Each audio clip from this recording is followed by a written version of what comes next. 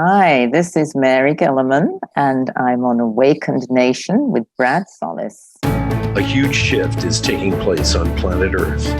People seem to be waking up.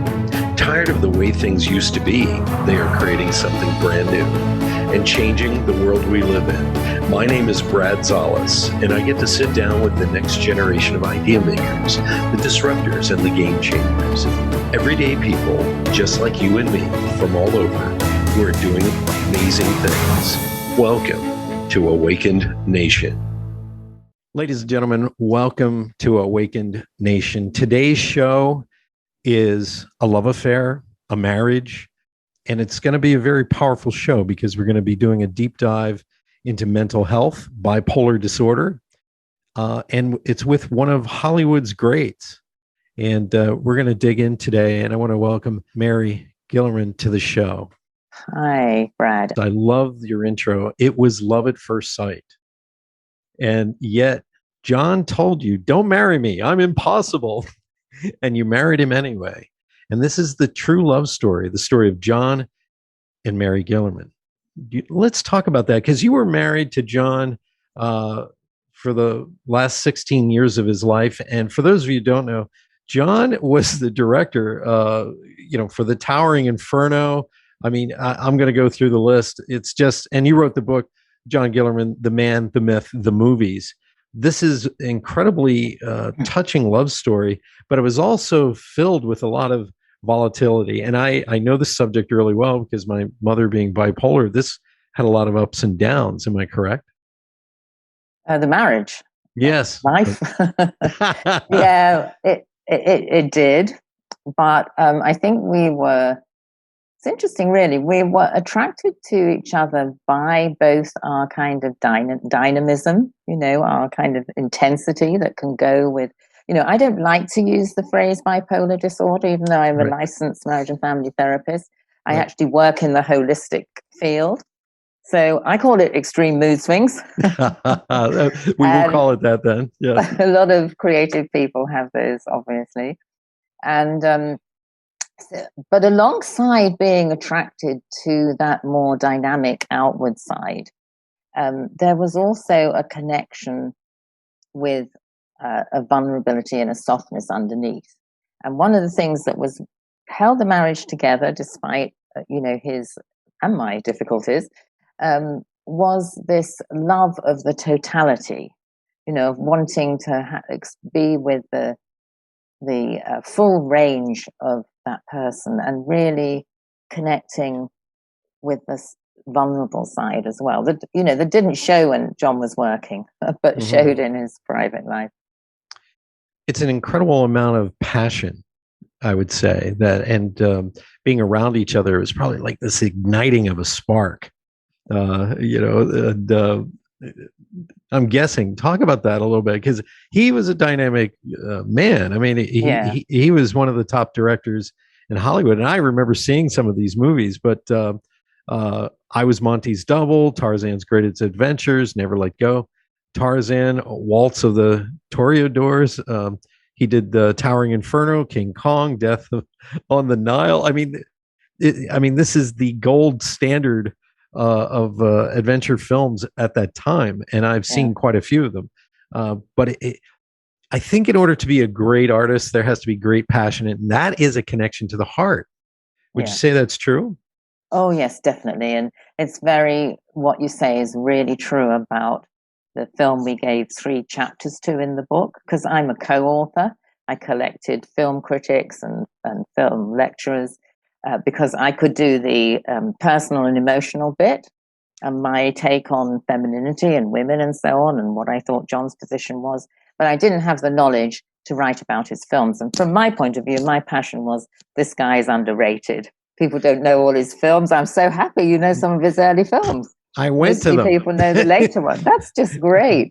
I was one of these kids who, if I had $5 in my pocket, I was going to the movies, and I just gave away my age by saying $5 in my pocket because I could get popcorn on top of that. But the Towering Inferno, I think I went to see it in the theaters 2 or 3 times. I dragged all my friends to see it. Just loved his films. King Kong, I went to see that. I mean, it's Yeah, it's phenomenal. The work that he did. But Yeah. how did you guys meet? Was it a party? How was it? Yeah, it was a dinner party. He was over in England with a script. He tried to write scripts after he didn't get directing jobs. I don't mean he tried to write them, he did write them and tried to get them made. And he was meeting an Italian producer, and I was with a small publishing company. So we were at a kind of literary artistic North London dinner party, and literally saw each other across the room. So that's Wow. where the love at first sight bit came in. I thought, who is this really dynamic person holding court, on the other side of the room? It was literally like a movie. It's like some enchanted evening. You're going to hear all this music and everything. Yeah. But when did you kind of, both of you realize there was something going on here? There was a little volatility, and you made a joke about this, like you never had your mood swings at the same time. So, well, except when we fell in love, we did. Right. But yeah, it was the difficult. I mean, there's difficulties about being overexcited, of course, but the depressions didn't coincide. And that was lucky because we were able to be supportive to each other, knowing what it felt like to be down there, That's fantastic. Yeah, if you can be supportive, that's a rough one. I remember with my own mother, and maybe you can talk about this. They didn't know how to diagnose this in the beginning. They didn't really know what it was. But for those of you who don't know, maybe you can describe what it's a manic mood swing. It's a deep depression and then highs of productivity and happiness, and then back to deep depression. Am I correct on that? Yeah. I mean, the old term for it was manic depression. Mm-hmm. I mean, the mania, I don't suffer from these mood swings anymore because of the work I did on myself, and John too mellowed out over the years. But we're in the mania, everything, some people have like really disturbing high swings, but often it's like a euphoria, like everything seems meaningful and everything seems significant. Right. And John had his films and creativity and ideas to channel all that into. And then the significant thing about it that I had to really learn is you don't believe there's any connection. From the inside, you don't think there's a connection between being really high and then these depressions. You wonder where the depressions have come from. And there's that kind of disconnect. And really, that's the bit I worked on. I accepted if you swing high, you're going to swing low through the method I helped myself with, and gradually change that. But that's what it feels like from the inside. Everything hits you out of the blue. The upswing and the downswing comes out of the blue. Right. For those of you who are listening and you have a family member, or maybe you yourself are suffering from these extreme highs and extreme lows, Mary has a system we're going to be talking about that she used to help kind of heal that and calm that down. And we're going to be talking about that later in the show. And I'm excited for you to share that.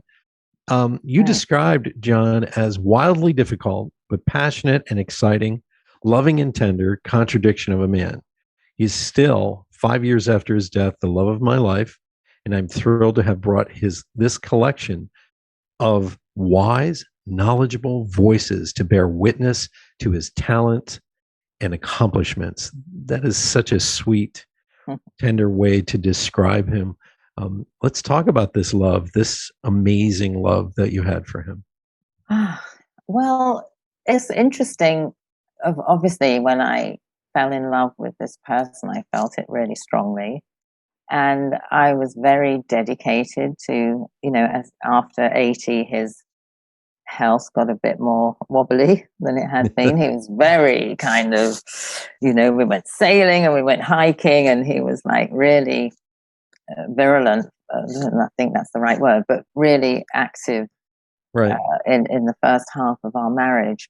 I would say you never had a boring day. Let's just say that.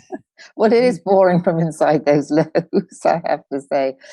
I think what happened was that it wasn't like, as in, it was the story most people have. You're intensely in love, and then you have the love.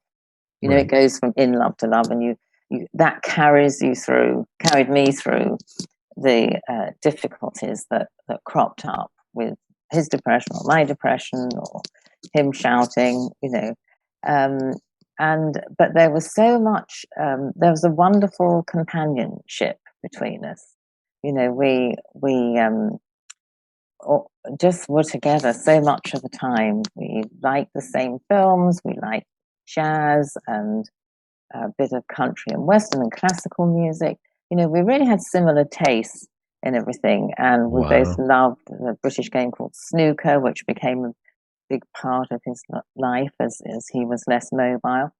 And to be honest, I felt the true depths of my love when he wasn't with me anymore, when he wasn't there being not very well or being difficult.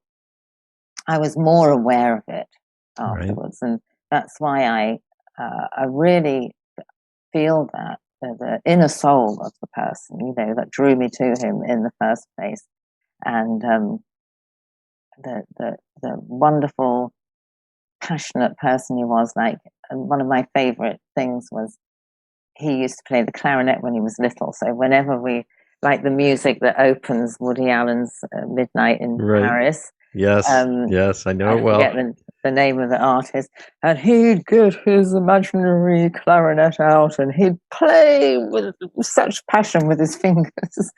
Or when he was playing on our pool table and he got a good shot, and it was just like he never let go of life. I really loved that about him. He really loved life with such intensity.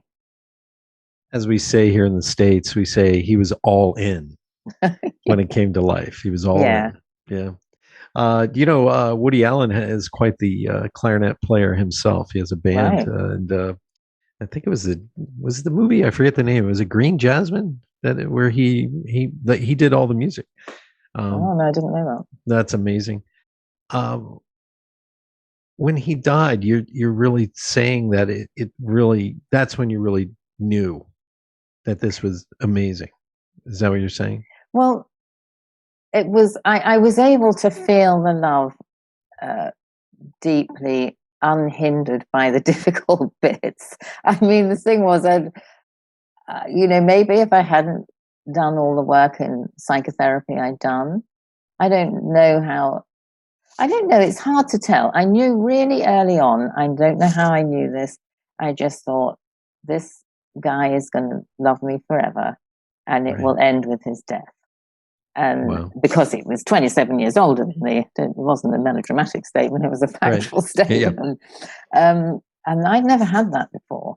And that was like, knowing that and feeling that security.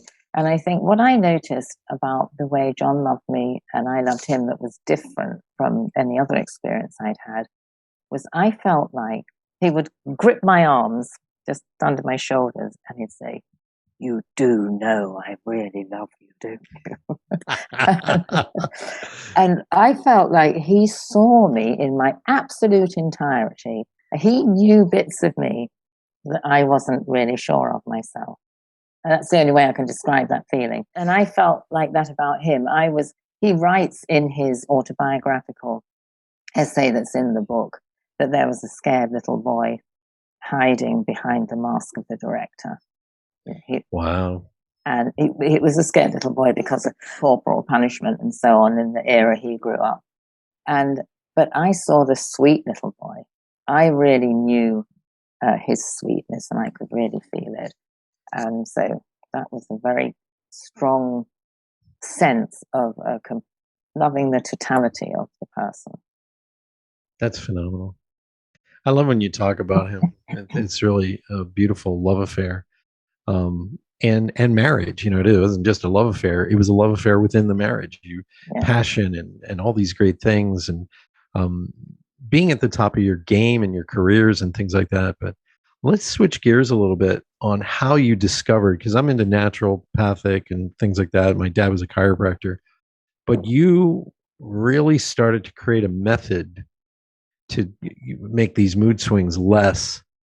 Can you talk about how you first developed this or you discovered it and what inspired you? I mean, obviously there's a reason why you were inspired by the work, but I want you to talk a little bit about that, because this is actually exciting. The ability to heal yourself of something you have. Well, I can't claim credit for discovering it. I mean, I discovered it. Somebody else is discovering. Right. Yeah, my teacher since I was about 26 is called Peter Fleming, and he's the person who developed contribution training.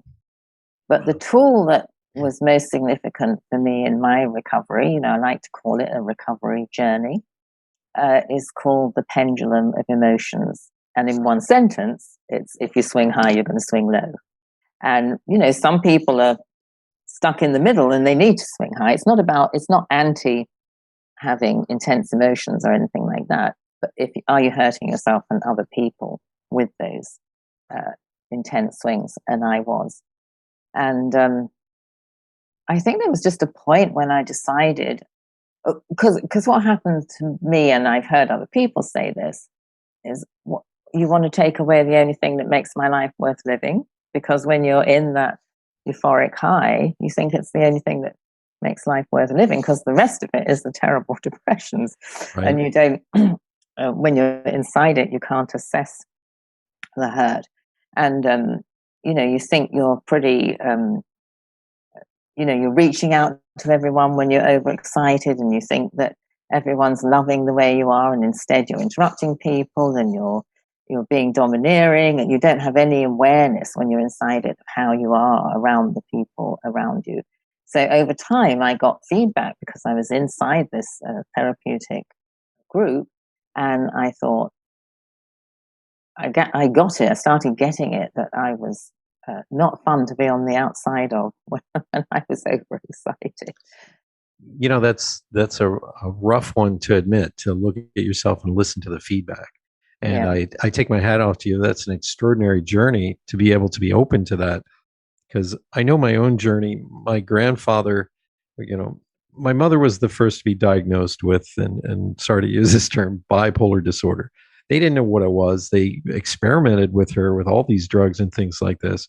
But my mother's manic mood swings they could be violent, passionate, and then she would lay in bed sometimes for days at a time, couldn't get up, couldn't get out into the world. And then when she was happy, she was happy. And growing up with that, I kind of resented her for it. But as I got older, I began to have compassion for her, simply because my mother protected me. And I saw that in these moments where she had her mood swings. And then at one point, my grandfather, he kept pointing the finger at my mom, she has this, but my grandfather got diagnosed with manic depression as well. And I remember this distinctly. My grandfather was an entrepreneur, and he was always trying to get the elusive success, chemical, whatever it was going to be, or the magic that was going to make him successful. He owned a bar and a restaurant. But I do remember he would sometimes get so depressed, he would lay on the couch and sleep until he had to go to work. And then he would 6 months later have a giant project and a new thing to do. And he was upbeat and he was happy all of a sudden. And for those of you who are listening who may not understand this is the life sometimes when you're in this world with this, mental state.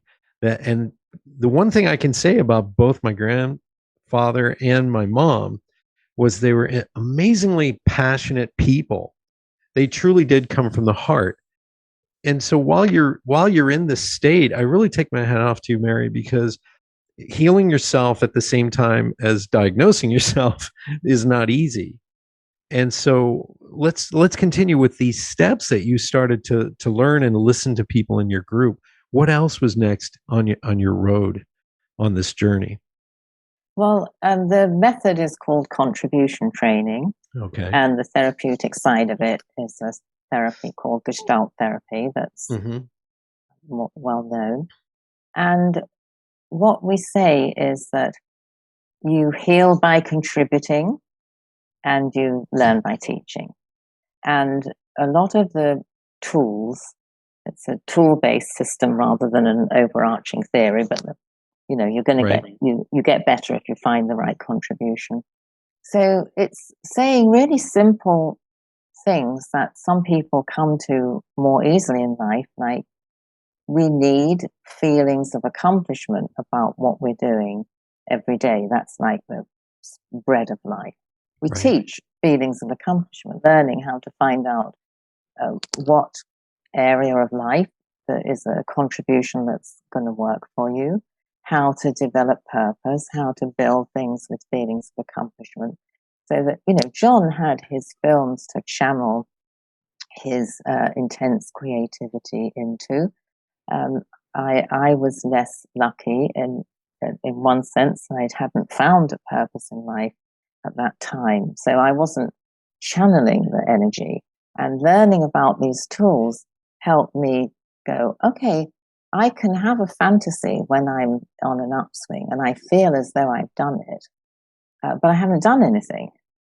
And I just taught myself to channel the energy into projects and into specific actions, so that it wasn't all going into a head spin.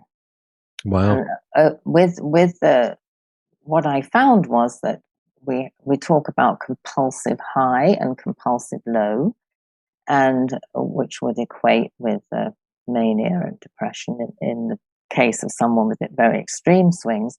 And I found that I could break the high by something as simple as shutting my mouth. It might still, this is in the early days I'm talking about, Right. of recovery journey. And all sorts of stuff might be going on in my head. But if I wasn't kind of feeding the high, I could gradually notch it down. And I just, I was moving towards being in what we call the tolerable range of our emotions, and aiming for being calm. And you can't achieve it in one step, but over the long journey from 26 to my current age, which is 69, I reduced the extent of the swing, so that I live now in the tolerable area. I live where I have my ups and downs. I don't go into extreme highs or extreme lows. And a lot of that was finding purpose, finding purpose with working with this therapeutic method, helping other people. And then in the years since John died, finding purpose around what we call, that's caring life force, finding purpose around performance life force, performing a one-woman show where I act being John, producing the book about him, writing, not just John, but other people, my recovery story, really. Right. So, finding these ways to take the raw energy of life and put it into contributions to other people. You just described really getting stuck in your head. And instead of just letting that spin around, because I used to have what's called obsessive thinking. So I know about getting stuck in the head and this and that and going over everything. But the reality is knowing yourself well enough to create projects and create ways to channel that out. And when you're in that high of, because it's a rage sort of. So being in that anger, that rage, or that excitement at that level, you can sometimes feel incredibly powerful in it, even though you might be completely off by what everybody else is seeing around the room. But bringing that in and channeling that, I believe, is a really powerful tool in this work that you do. And also, I want you to talk about your one-woman show. It's in your bio. I was really impressed that you did that, because that is probably incredibly therapeutic, wouldn't you say? Yeah, it's a wonderful community, the solo show community. It's the hardest dramatic challenge, because you're on stage for over an hour. You're the only person, and you have to make it theatrical because it is a performance. Mm-hmm. So we learn all about how to tell our stories through different characters. Some of them might be made up, like personifying anger or rage or shame or something like that, and other people that figure in your life story, if that's what you're telling. Doesn't have to be about that. And the whole community that works together is like really supportive of each other, and it is very therapeutic, finding a way to craft the journey that you've been through and put it out there in a show. That's fantastic. But I thought this would be easy for you. You know, you're British, and you have a rich history of standing on stage and emoting. You know, the Royal Shakespearean. So I thought this would be a piece of cake. That I did stand up comedy for a number of years, and I actually wanted to do a one man show, which I might do at some point. But you've inspired me. I want to thank you for that. It is hard to stand alone with a spotlight on you and just talk about your life, and the highs and lows within the storytelling, and then the funny moments and the cathartic moments, and it's beautiful. I would love to see your show. I really would. It'll be out there one day. I would I love it. performed it just before the pandemic was shut down Oh, the theatres. I just yeah. got in by the whisker of my whisker, whatever the phrase is. I'm going to ask you a question. What do you miss most about John? I miss the sense of there being someone who always there, who really loved me more than anything, and the companionship, just the presence. We never lost that. Not at his best in his later years. We always had that just pleasure in each other's company. That's phenomenal. It's like two kindred souls that met each Yeah. other. It's beautiful. Right. Let's continue the work that you're doing today. Let's talk about you've learned all this. You've learned this method, and I love hearing about how this helps so much. And you work with the Pellin Institute International. David Pellin was the original person that developed about half of the ideas that we use now. The pendulum, feelings of accomplishment, purpose, and the life forces, things like that. And Peter Fleming in the late 60s, early 70s, he called it the activator philosophy of human behavior. And Peter Fleming was one of his teachers, one of his students. And David Pellin was killed as a pedestrian crossing the road. And Peter, with the agreement of the family, took his material and added to it.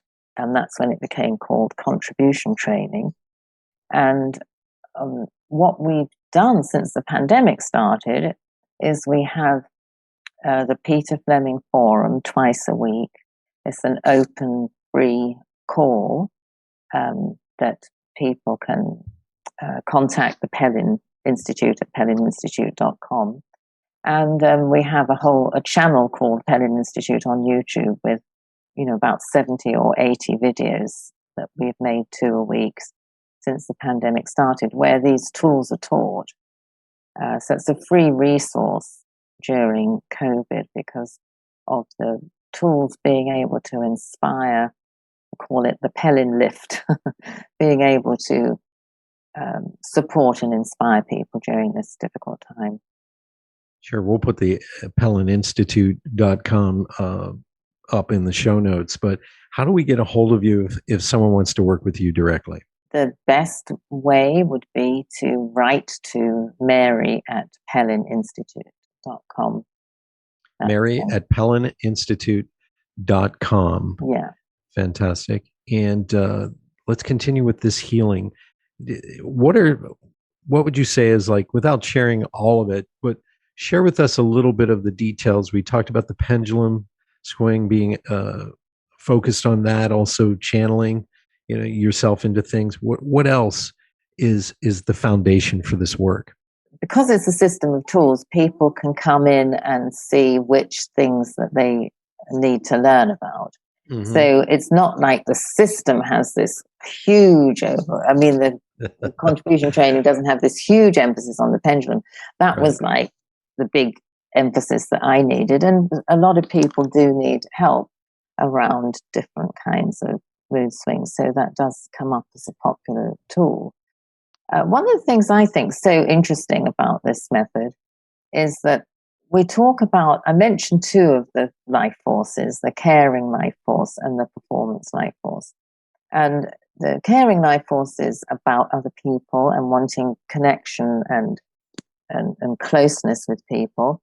And the performance life force is, John writ large, is creativity, competitiveness, wanting attention. The recognition you need is applause. And but what's so unusual about this is that there's a third life force. Again, this is just a way of description. It just helps us think about people and life.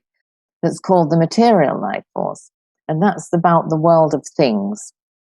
And it's about money and about making things, and things as an area you want to contribute in. And I don't know of any other therapeutic method that really understands the importance of money and material things in people's lives inside a therapeutic method. Obviously, there's other places for that. And, people with a lot of material life force can be less emotional than in therapeutic, in the caring life force. And, sometimes people think that somebody is not of as much, there's something wrong if people are not interested in intense emotions, because the therapeutic field looks at it from their their point of view and doesn't widen it out. So I love this method, for it's really inclusive of different human needs and impulses, and really understands the world of work. It's interesting what you just said, because I'm a person who operates from the heart. I'm kind of empathic, and I've learned to temper that with I can't call it cold, but very good business decision making. And that took years to develop that. But there are people, I've studied DISC training, DISC. And so a lot of high achieving people, it looks like they are very cold and calculated. When in the reality is they're putting their emotions actually to the side. They're operating from pure logic a lot of times. And I imagine it seems like they might be harder to work with, but from what you said, if you're dealing within the spectrum of this, I don't even want to call it disorder. It's just sort of the way a person begins to understand themselves and how they operate from the core. This work can address all kinds of people. Yeah, definitely. I don't quite know what to add to that. That was very eloquent. Thank you. Because I've known in my own life, what has made me successful is my ability to communicate with people. So I can assess very quickly, probably within a few seconds, just by the way the person's physicality is. I can also feel their, let's go into the crystal area of New Age, whatever you want to call it, but I can feel their energy right away when they approach me. So I can tell if somebody's very type A personality driven, doesn't care about emotions, doesn't cry a lot. Boom, I know how to address them right away, as opposed to somebody who is more interpersonal, loving, or somebody who's very, very shy, very, very introspective, and you can see it in the body language. You don't even have to read energy. But when you describe this work and it addresses all of those archetypes, I'm like, wow, that's really powerful. Not too many things can do that and do it well. So this is powerful, very powerful work. Yeah, one of the other things that's interesting is we have, again, it's one of David. He was a really original thinker, David Pellin. Mm-hmm. And he thought of this, that we develop, when in our work, we develop an authority. It's the structure of our accomplishments that other people recognize us for. Mm-hmm. And so you can make decisions that you need to take extra training, or you need to develop this position in the world so that you're recognized. And you can see it on people's faces when they have this. I'm thinking of this one time. This may be a good example. So I wanted to collect an X-ray, and I had trouble getting it from the healthcare workers where I was. And this little tiny woman who was the head of the X-ray section came in, and she was just like, she had such an authoritative air about her. You knew immediately from looking at her that she held a managerial position that kind of seeped out of her in the way you were talking about. So one of the things that's unusual about contribution training is this having thoughts about how people develop their work in the world and how you can recognize if they have this kind of sense that other people are going to pay them for the authority they have in what they're doing. It's not about having power over people. It's about your knowledge about what you're doing that you've gained. And kind of running alongside that, he thought of this idea of threat to authority. So, for example, when I had done training with Peter Fleming, and then I went to California because of, I'd been a therapist inside that method for some time, and I came to California and I started on a licensure track in California, and I was doing my training, and my supervisors were younger than me. And because I had more experience than most of the trainees or interns there, they were threatened by me. Mm-hmm. And they expected me to be difficult for them. And it's a concept that explains when there's when you're just trying to do your work and you meet this unexpected opposition from people, often above you, and they feel threatened by you. And it's a wonderful way of describing some of the difficult things that happen in the workplace. That people don't really know what's going on. I actually had that happen to me a couple of days ago. I have over 40 years experience producing magazines, covers, print work, websites. I was one of the people who started one of the very first digital web agencies back in the 90s. Wow. And I had somebody, and this was an interesting dynamic. This is somebody who just learned how to do magazines maybe 3 years ago, and they're trying to tell me how to do a magazine. I won my first magazine cover award in 1979. I'm just looking at them, listening, and they're much older than me. So here's another weird dynamic where they don't have the experience I have, and I'm younger. And so I just was patient, and I just stayed quiet, and I have to let her believe the world that she lives in, and work with her, go with her, because my ego is not involved in this. What is involved in this is we got to get out the best project for our client. That's it. And sometimes having someone like you at work, that must be an awesome moment. Sorry, I love using that word, awesome. It's because people are in awe of the fact that you may not react, or you may not just get upset. You're there to learn. You're there to listen and learn and practice exactly the methodologies and the things that you've learned. You're a living example of it. Well, I think that the story just told is impressive, because I think that is a situation where a lot of people would be very triggered. What do you mean? I'm the one with 40 years experience. Never mind that you're older. You've hardly got any, a lot of people would feel threatened in their authority by the person coming in. So I'm pretty impressed with you kind of seeing all the dynamics making the choice to work with her and not have that triggered reaction. I can't say I would have been that way 10 years ago, but thank you.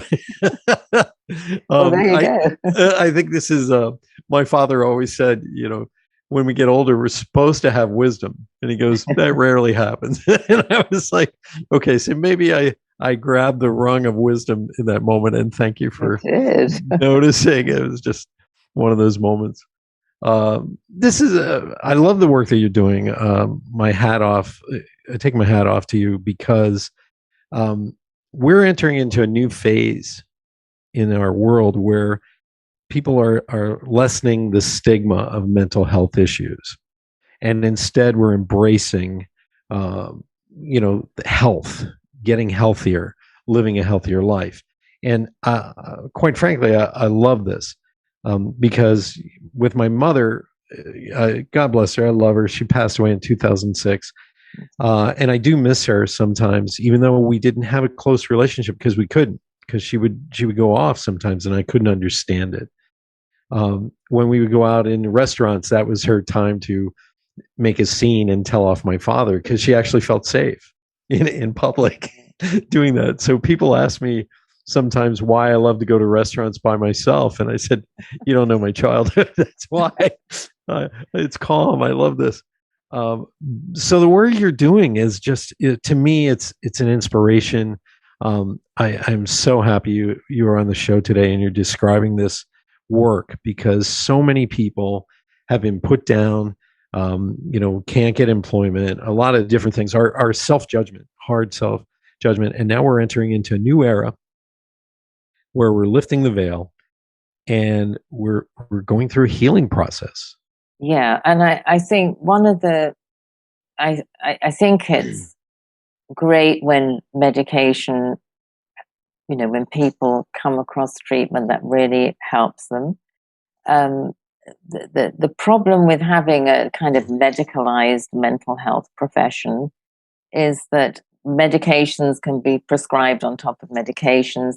People are thought of in relation to their diagnostic labels.